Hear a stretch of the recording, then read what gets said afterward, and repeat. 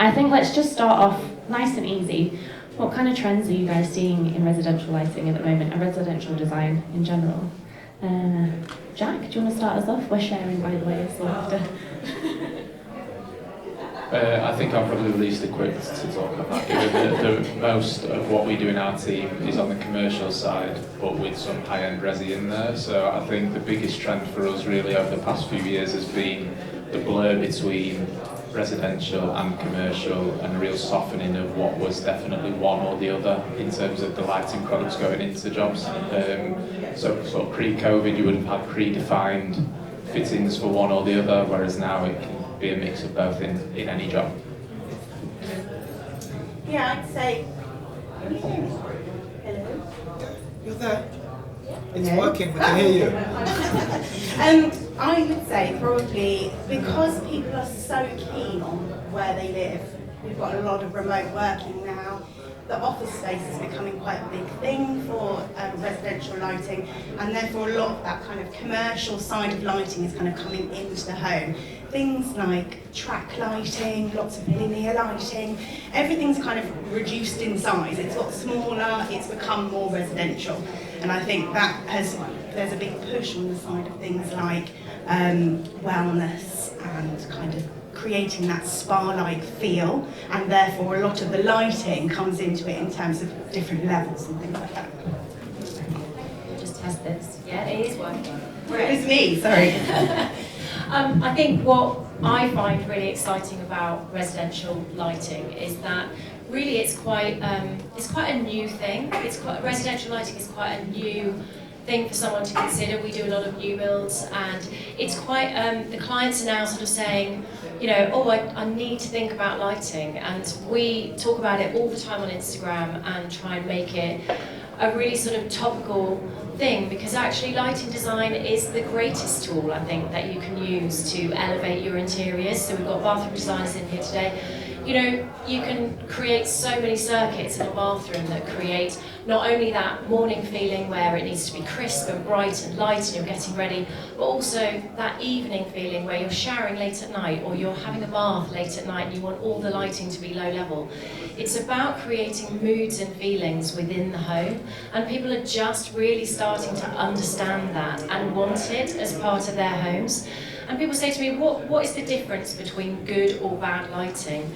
Well, the difference is actually enormous. Bad lighting, you get hot spots, you get light down, shadows on your face, it feels very oppressive. Generally down lights will light the space on the floor, it makes it feel smaller, it makes it feel more oppressive. You lift the light, you put it to the walls, you specifically target where the light is hitting to guide that person's eyes around the room as you wish within the design that you are creating, and suddenly you have a transformative space. So my sort of trend is that I think people are understanding that lighting is greater than just light levels in a home. It's a mood, it's a feeling, it's an experience that really with good lighting design you can transform a space.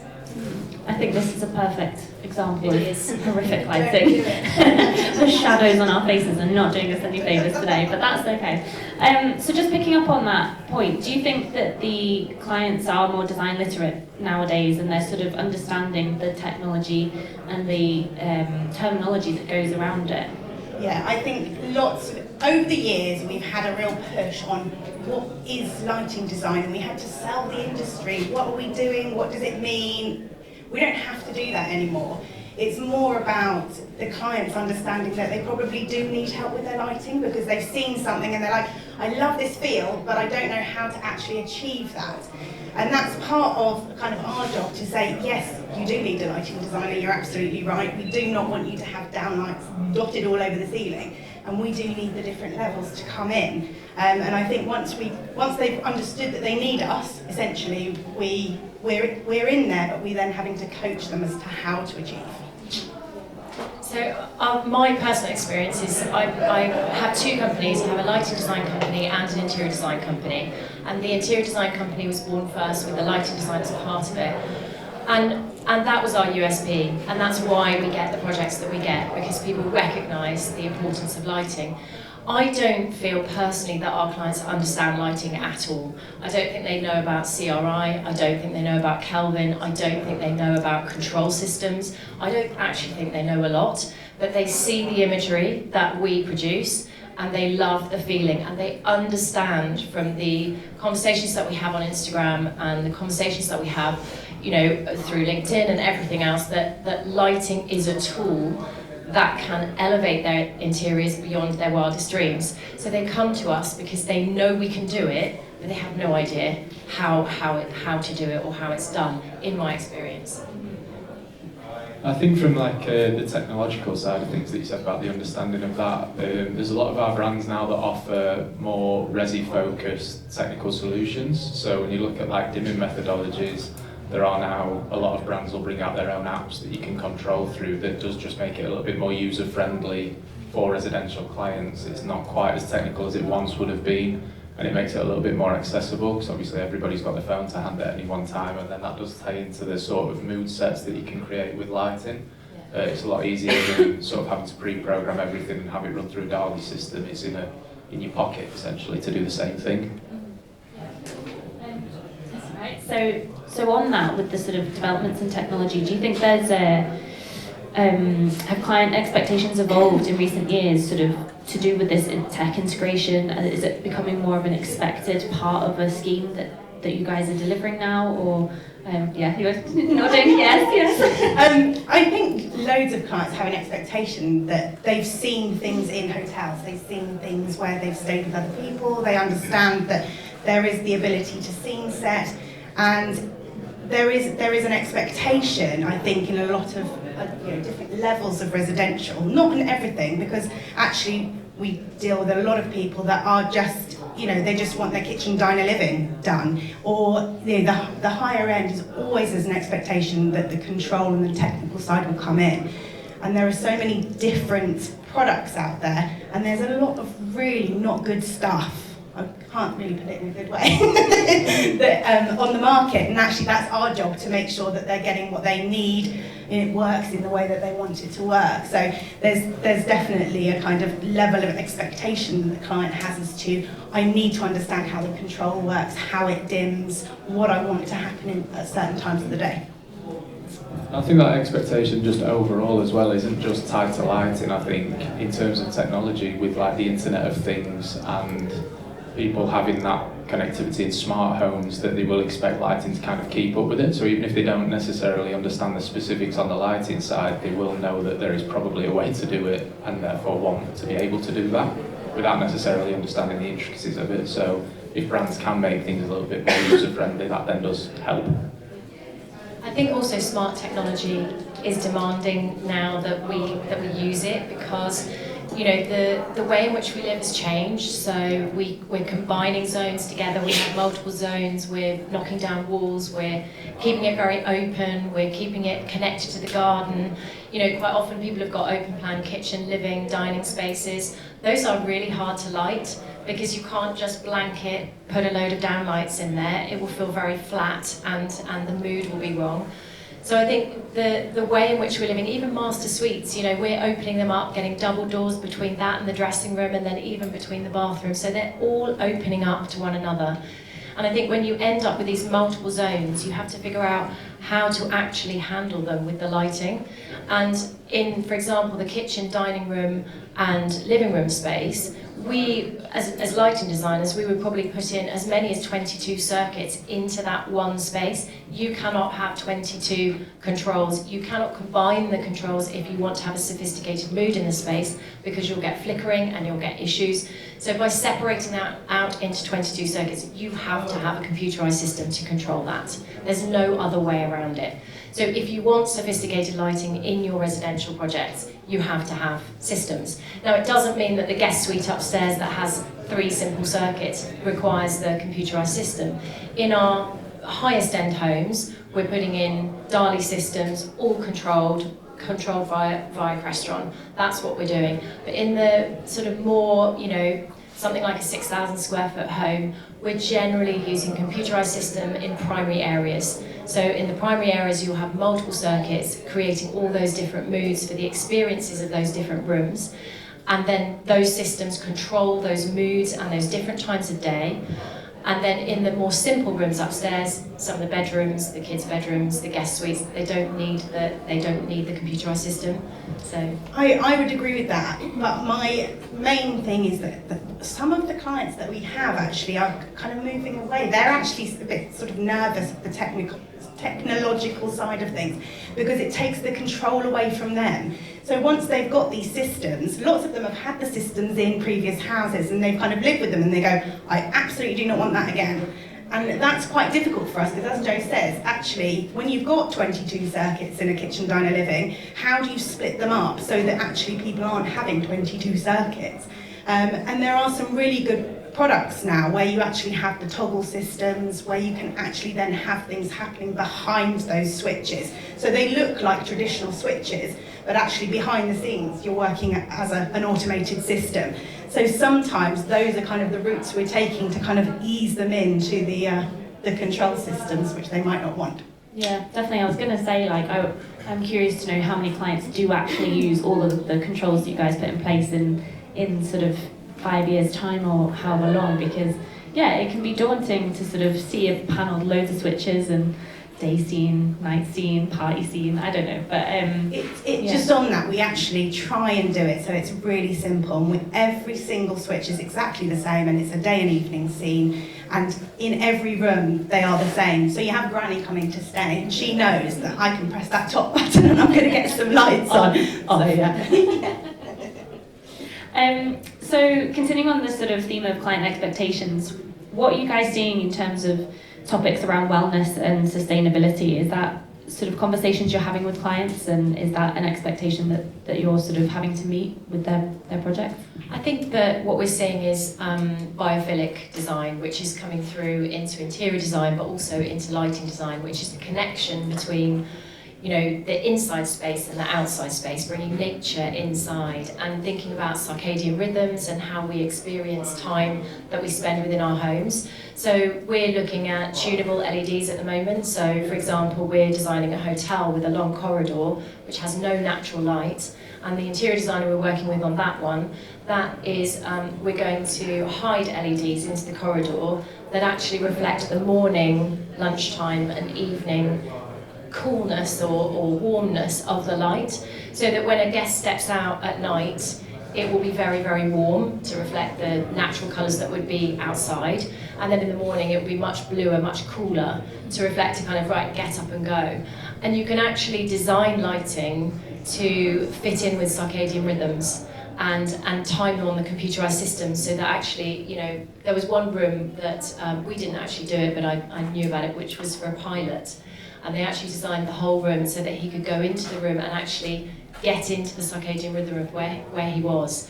So we're seeing a lot of kind of nature coming back into both interior design, connecting those spaces, but also lighting design. And I think where we've got a lot of glass going in everywhere as well, and connecting those spaces. Glass goes black at night, but just connecting the space by putting light into the garden and sending that viewpoint through the glass beyond somewhere can actually make the interior space feel larger. So we're seeing a real demand for connectivity to nature and the outside world. Just in terms of trends of like products that are coming out. Just in terms of, oh gosh, sorry everyone. In terms of products that are coming out, we were over at Euroluce last month before, and a lot of the new releases are seemingly emulating that natural light. So there's brands like Vivia that we work with where they are bringing out fittings that are essentially trying to mirror what you would get from a window to be used in spaces where you don't have windows. So if you don't have natural light but you want the feel of natural light, everybody now sort of has a base level understanding that does tie into well-being. Like you say, circadian rhythms, that everybody does now understand the importance of a lot more than they did maybe 10, 20 years ago, I think. So obviously there is a demand for it, given that the brands are bringing that out, and it does again make it a little bit easier to integrate into spaces that wouldn't have previously had that sort of natural light and the well-being that brings. There's brands like Colux as well that we work with, an Italian brand that it's very technical, but they basically create fittings that emulate having a skylight in there. So wherever you're standing, you can see a sunspot that sort of follows you around the room. And there are a few copies out that sort of do a basic job of that, but it's like science meeting lighting for the pure purpose of well-being. So it's definitely moving in that direction for everyone, I think.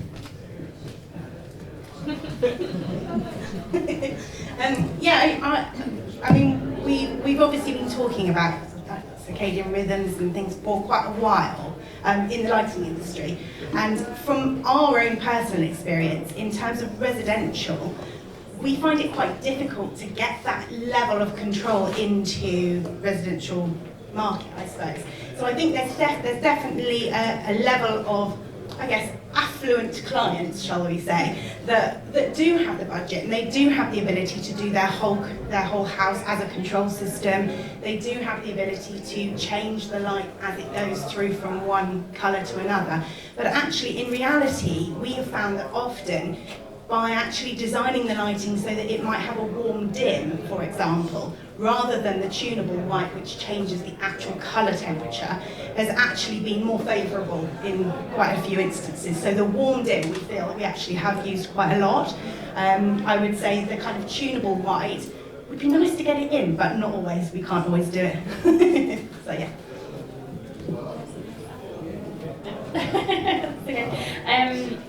Okay, yeah, I think that's kind of covered what my next question was going to be, was about how else you can incorporate natural elements just beyond the sort of biophilic aspect of plants, but I guess the tuning of the dimming and lights that look like windows, which is great. But are there any other products that sort of come to mind, or any other sort of tips and tricks of how to sort of bring that element of nature indoors that you guys have used in projects that you can... We're bringing in quite a lot of, from a decorative point of view, and you'll know lots more about this than me, in terms of bringing in timber and different organic materials into the home. I think actually from a decorative point of view is softening the light, and actually although we often use the decorative lighting as kind of an almost like a secondary layer to the architectural lighting, actually some of those materials are actually, we're seeing quite a lot from particularly the decorative stuff, pendants, wall lights, table lamps, things like that. I think what we're seeing is, you know, because we've got these big open spaces, we've got this huge amount of glass with loads of light pouring in. What often happens is then you get a real disparity between the back of the room and the front of the room in the day. So you get this huge amount of light to the front, which throws actually the back of the room into a real shadow and makes it feel very dull. So one of the responses as a lighting designer is that, you know, light only travels about 3 meters into the space. So if your room is really deep, you actually need additional downlights in the shadowed part of the room during the day so that you can even and balance the light out. So it's replicating the sort of natural light patterns of the outside by increasing the light in the darker sections of the room. We're also seeing a lot of kind of, you know, anti-downlight stuff, which I'd like to fight if anyone wants to fight me about it. But I think in the right place, doing the right thing, they are really, really good.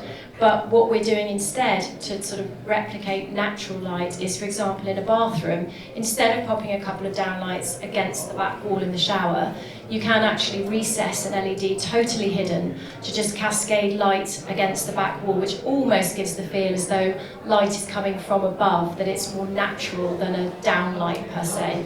It also helps with things like, I see a lot on social media, people that have used downlights in showers and caught the shower head, and then you get a massive shadow across the back of the wall, or you get a massive shadow on the tray. It also sort of helps you define and light those spaces a bit more authentically with the sort of bring that natural light through. So I think hiding light, we're doing a pool at the moment, a huge long pool for lengths. And actually what we're trying to do is we've got the uplights and the downlights, not very many of them, but we've got that as a feature. But we're actually planning on building a structure into the ceiling so that we can hide lighting in divided sections, 5 of them, across the length of the pool, so that you kind of get this natural light all the way across the top of the ceiling, coming down onto the water. And as you swim, you get a journey all the way through because you're entering these kind of phases of light, shadow, and I think that's what's really important. If you look at nature, there's not light everywhere, there's light, there's shadow. And to replicate that internally gives you that drama, gives you that feeling, gives you that sense, and that symbiosis between outside and inside is really important. I think that's a really good point actually, because there's a lot of us that we just put loads of light in because it's safe. Actually, if you're brave enough not to light and you're only lighting the surfaces that you need practical light onto, you actually, the rest of the room will light itself. Reflected light, down lighting, up lighting, lots of different levels creates a complete balance. But if you don't have that contrast and the whole thing is just generally illuminated, it basically loses. It doesn't feel as bright as it would if you only had 2 downlights over an island, as to whether you had 10 downlights in that room. So it's about specific placement of those lights and how that works. Yeah, definitely. And from the product side, Jack, you mentioned Giovanlucci, and I do remember seeing some really interesting products there in April. There was some that had like burnt wood textures. And do you think brands are responding more to the wellness sort of demand from clients? Are you seeing a change in the brand manufacturing? Yeah, I think tying into what Tori said as well about different materials being used, I think that links back to the sustainability push. So I used to work in furniture retail before I was in lighting, and there was a lot more focus earlier on, I thought, on the furniture side being sustainable, just by the nature of the materials that we used in it. Whereas lighting historically has pretty much been glass and aluminium for a lot of the product side of things that sort of by its nature is more sustainable or seen as more sustainable. But with the further push, it is kind of forcing brands almost to look down the route of what are the materials they can use that do tie back to the sustainable side of things.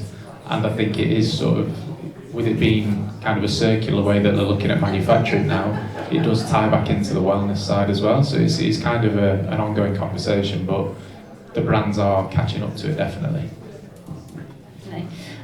So continuing on with sustainability then, how do you evaluate the sustainability and recyclability of products that you're specifying for projects? I mean, it's a tough one because there's a lot there. But yeah, have a go. So I think it's an ongoing process that we're trying to get better and better at, and I think it's quite a new thing.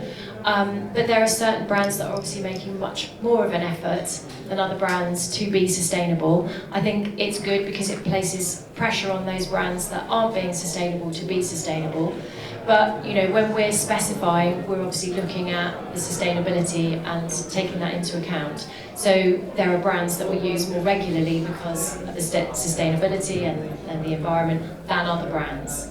Totally, and I think actually clients are becoming more aware of it as well. They want to be putting product in that's going to last longer, that is modular, that there are parts that they can replace.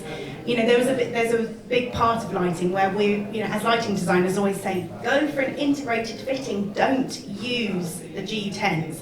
People are like, no, but we want to change the light, we want to have control. We're like, no, because now they actually are lasting for 15 to 20 years. You can replace the module, you can change it around.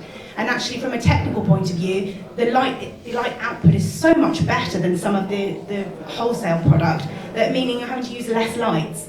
So actually, from a sustainability point of view, essentially that life is just so much longer, and all of the manufacturers are now kind of, I say all, most. Not all, most, have that at the forefront of their thinking. So it's a lot of recyclability. So if you've got a fitting, you can actually send a lot of them back now, and swap things out, and so yeah, the whole conversation is better. That's what I was going to say in terms of the manufacturing side of things. Is I think the way that it makes it tricky to assess is that there are so many sort of touch points for what is actually sustainable. So every brand will obviously interpret it in a way that suits them, cynically, but it can be sort of cradle to grave or take back schemes or using recycled or recyclable material. But in the sort of the high end market that we work in, I think the overall sort of philosophy is that you buy things once and that makes it more sustainable than just, it's the same argument as fast fashion versus slow fashion, that you're not having to buy things to replace every couple of years. You buy it and the intention is that it will hold its value and it will still be fit for purpose 20, 30 years down the line. Certain brands that we work with that guarantee that they will provide spare parts for sort of 25, 30 years just as a standard now. previously that wouldn't have existed, but it's just different ways of looking at what makes something sustainable. There are just so many different ways to approach it. And from your side of being specifiers, is there anything like a gap in the market that you think manufacturers are just haven't sort of achieved yet in terms of sustainability? Is there something that you guys crave as designers? Do you think, this is what they need to be doing? From a sustainability point, I suppose that there's a general requirement that basically would mean that the products didn't die. so they just keep going. Because essentially the better and better the LEDs become, the longer they're lasting, the better the drivers are, the longer they're lasting. You know, we're constantly saying to clients, oh no, this product lasts, but you've got then the driver that actually fails after 5 years and you're having to replace the driver. So actually, the driver side of things, I think if they could elongate that lifestyle, that lifetime, I think that would be really useful.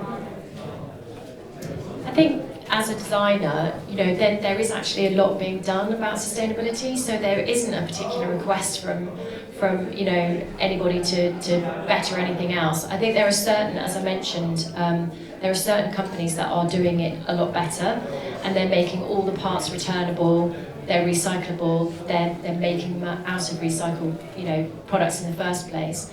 So, you know, I think that pressure, keeping that pressure up to keep up with the trend, which is to, you know, think about where things are made, how they're returned, because, you know, actually returning all the fittings and being able to return the fittings to the company to then reuse again is really, you know, whether the clients end up doing that or not, but at least there's the option. You know, we're all trying to recycle everything, at least there's the option then for the client. So you know, there's a couple of companies doing that now, and I do like at least that option, because it shows a willingness to try and use materials over and over again, the same ones. So I think there are, you know, advances, but in terms of, you know, the performance, then no, there's not a particular request. They seem to be able to manage to, you know, get the sustainability to a good level and keep the performance for the designer as well. I think there's sort of an overarching trend that we've seen as a business that deals in both like residential retail end users and then the more commercial market.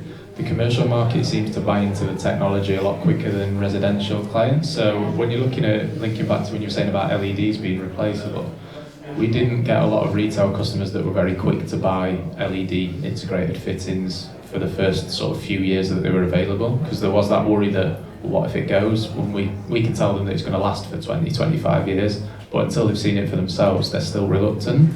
And it'll be the same with the drivers. On the commercial side of things, people are far more willing to accept the fact that that is available as an option for the replacements, rather than sort of just worrying that it's going to be a fitting that they're stuck with for 20 years that doesn't work as they would want it to. I think there's just one more thing actually, is that actually the more efficient the products become, so the more output we're getting from the linear tape, the more output we're getting from the downlights, the better, because basically we have to use less of them, and therefore the wattage and the loading is less. So that's again another part of the sustainability side which is useful. Okay, so now shifting more towards the sort of project side of things, we're seeing a lot of crossover in the design world of different areas sort of blending between each other. Like we had a talk the other day about the hotelification of the workspace and things like that. How is that influencing residential design with sort of hotel luxury, or like it's all sort of merging and blending? What kind of experiences have you guys seen with that? I guess I see it the other way around. I see that residential lighting is influencing the hotel market, and maybe that's because, you know, we do most residential lighting, but that really high-end luxury feel with, you know, all these different feelings within a space, and also that kind of that homely feeling. I think the commercial market is moving more towards boutique feeling, like a home from home, but an elevated home from home. And we're seeing the demand. We've been asked to do a number of commercial lighting projects based on the fact that we do high-end residential luxury design. So I think it's actually the residential moving through to the commercial rather than the commercial moving through to the residential. That's my experience anyway. Yeah, I think there's definitely a little bit of that, and I think there's often a lot of our high-end clients spend quite a lot of time in hotels.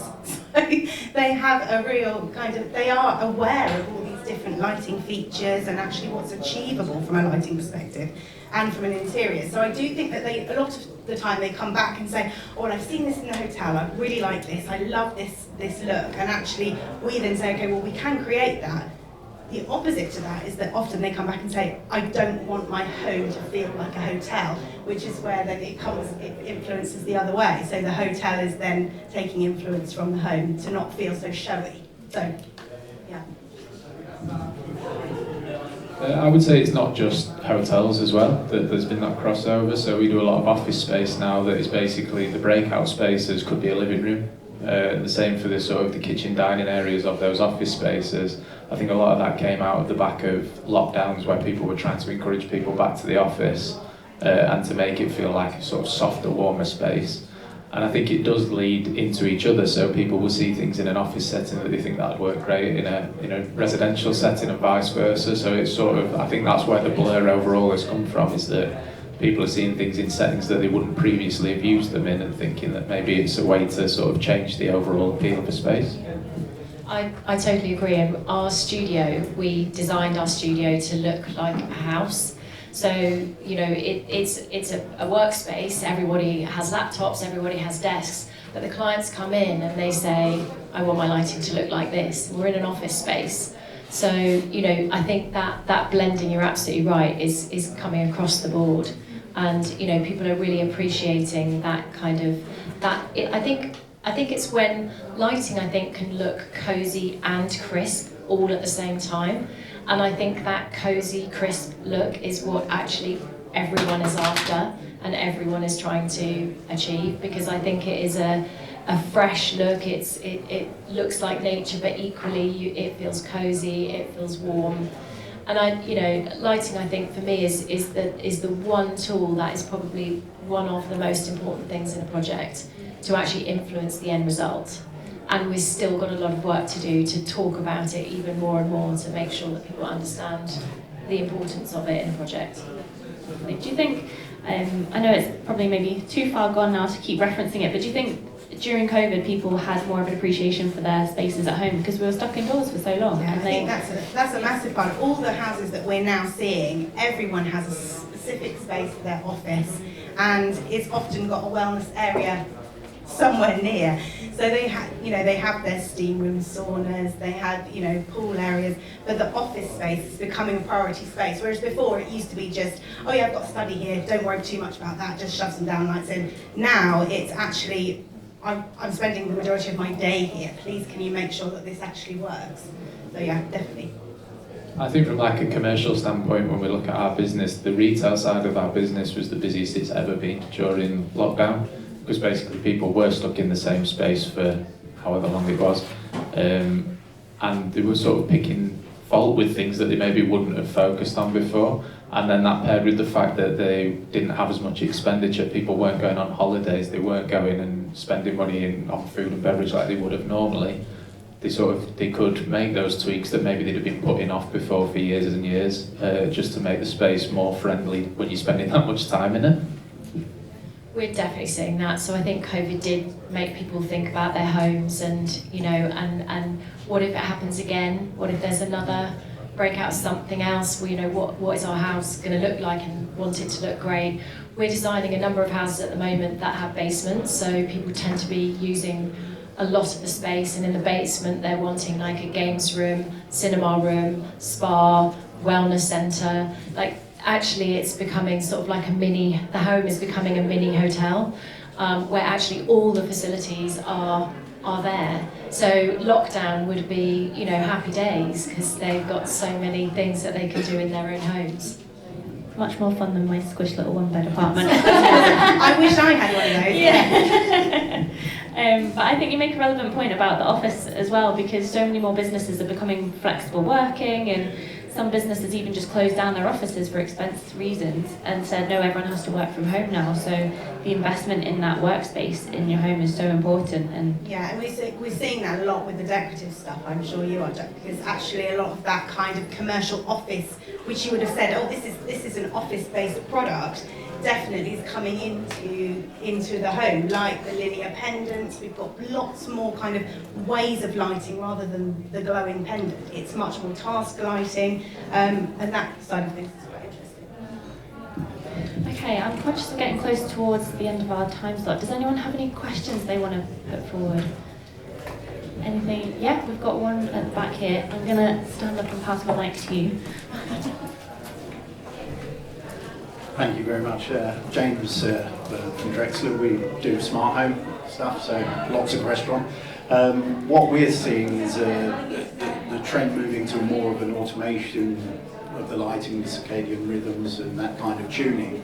And one of the pain points for us is the interface, the keypads, the knobs, the buttons. Do you think that AI is going to start to take away that part of the human interface and homes are going to start becoming more smarter? And if you do, how do you see it touching your industry at the moment? That's a really difficult question to answer. We haven't seen any sort of AI come through in the lighting yet, although I fully expect to see it. I think that because of AI, automation is increased on people's minds and they're all thinking, what are the possibilities now? I mean, generally, we're always with Crestron using Lutron or Rayco if needs be, but usually Lutron. And those space plates obviously do a particular job. I'm not aware of any AI that can currently assist that, but of course, the clients have access on an iPad, so they can change the levels and they can have a bit of independence with the system. But I am sure there'll be some sort of interface with AI in the future. Yeah, I have no doubt that it's going that way, and I think a lot of the time, I mean, we even do it in our house, don't we? Alexa, on it goes or whatever. So that side of things is definitely already happening with the lighting. And I think that's where a lot of the kind of control and sensors within the property, is there movement sensors, what's the daylight levels, all of that then is automated without the need for an interaction from a human. From my perspective, I feel like that's a little bit scary because the control is gone and we have no control over what is happening in your own house. I would say a lot of our clients would find that frustrating. However, if it works properly and it's being programmed well, down to you, it's great. So there's definitely positives and negatives, I think. Yeah, I think it does just contrast with what you were saying before about people wanting to take back sort of a basic level of control. From the manufacturer side of things, we've not had any new releases. Bear in mind, most of the brands that we work with are sort of technologically ahead of most of the lighting game. There's been no mention of AI integration in anything so far that we've been made aware of. So if it is happening, it'll be a fair few years down the line. Cool. Any other questions? Yeah.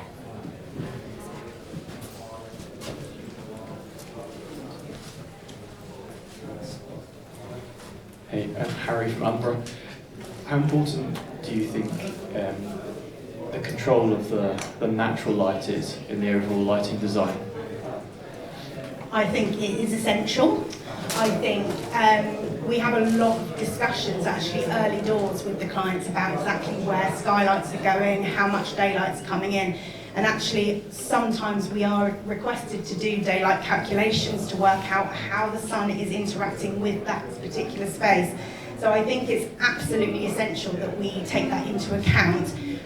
However, we are often thinking about it in terms of November day, 4 o'clock onwards. So we're talking about it from a dark perspective. And therefore, I think a lot of the time, architects do think of it from a daytime perspective, and we have this beautiful space which has got loads of daylight coming in, and actually we're talking about things like we've got a big skylight over a dining table. How do we light that in the dark? It's really hard. So those little things are kind of things that we're having to come over all the time, and actually if we get an input into that early doors, it's really useful as a collaborative process, so yes. I think for us as well, natural light is absolutely part of the picture. You can't ignore it, and you shouldn't. I think that we get an advantage in that we do the interior design and the lighting design, because we do the layouts as well, the architectural layouts, so we can add internal glass doors where we feel the natural light levels aren't high enough. So we're always looking at skylights, the sizes of windows and what the influence will be on the interior space in terms of the natural light. So we've already sort of planned the natural light on the interior design side before we even get to the integration of unnatural light and integrating those two together. But yeah, absolutely it should be a consideration because the warmth of the light changes in different rooms. A north room will be cooler than a south room, and you might need to think about your Kelvin, your warmth, your colour temperatures of your lighting in different spaces. So yes, natural light is absolutely... And blinds. Yeah. Yeah, making sure the blinds are working with the control system, making sure the blinds are doing what they're supposed to do at certain times of days or part of days. Any more questions? Sarah, have you got a closing question? Oh, I'm going to pass it back. Yeah. I did have another question, but I think we haven't got enough time to go through because it's going to be a long answer one. So I'll wrap it up there. We probably could do a part 2 to this topic, to be honest, because there's plenty more we could chat about. But thank you everyone for joining us, and thank you very much to my panel for showing your expertise.